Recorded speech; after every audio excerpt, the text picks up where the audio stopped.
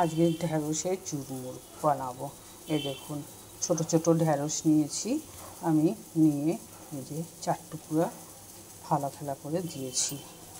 এর মধ্যে আমি নুন দিয়ে দিব একটু,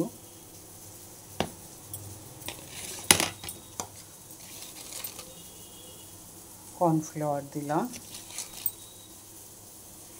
2 চামচ, হলুদ দিচ্ছি, একটু লঙ্কার গুঁড়ো দিব, আর একটু টমেটো বাটা আর রসুন বাটা দিয়ে দেবো। দিয়ে ভালো করে মেখে নিতে হবে। এই দেখুন মেখে নিয়েছি এইভাবে ভালো করে। এর মধ্যে একটু কালো জিরে দিয়ে দেবো, তাহলে আরও টেস্টি লাগবে খেতে।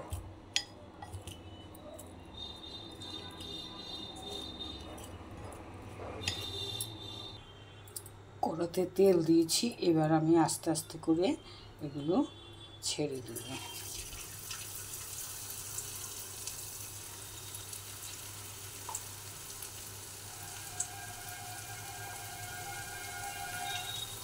একটা একটা করে না ছেড়ে দিলে না জয়েন্ট লেগে যাবে জিনিসগুলো, ঢ্যাঁড়সগুলো আর ছুটানো যাবে না, ভীষণ অসুবিধা হবে।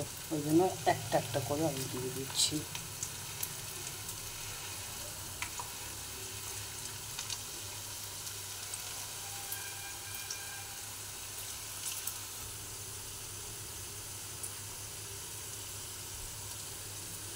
এই দেখুন এইভাবে ছেড়ে দিতে হবে, আর কম গ্যাসে এটাকে ভাজতে হবে।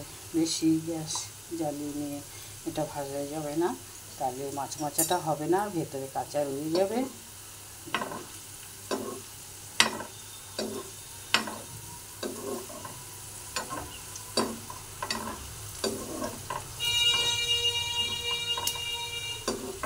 খুব ভালো লাগবে এটা খেতে, এত সুন্দর লাগবে না, আপনারা বিশ্বাস করবেন কিনা আমি জানি না, কিন্তু এটা ঢ্যাঁড়সের এরকম চুরমুর বানান, আপনি যদি তৈরি করে খান না দেখবেন সেই খেতে লাগবে একদম, পুরো মচমচা হয়ে যাবে একেবারে।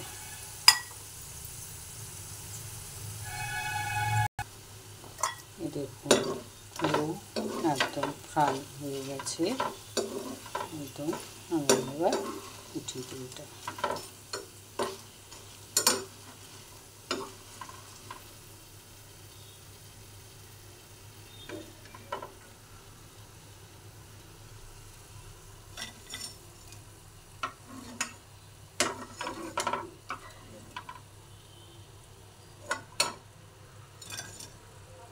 দেখুন মচমচের আওয়াজ।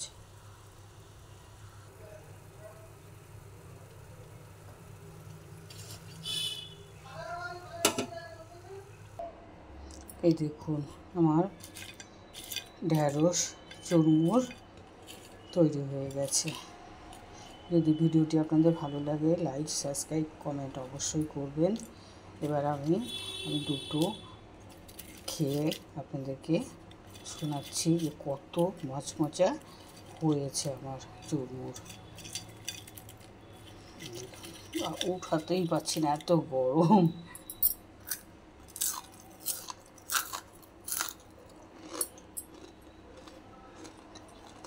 বুঝছেন এত গরম, আর দেখুন কি মচমচা হয়েছে।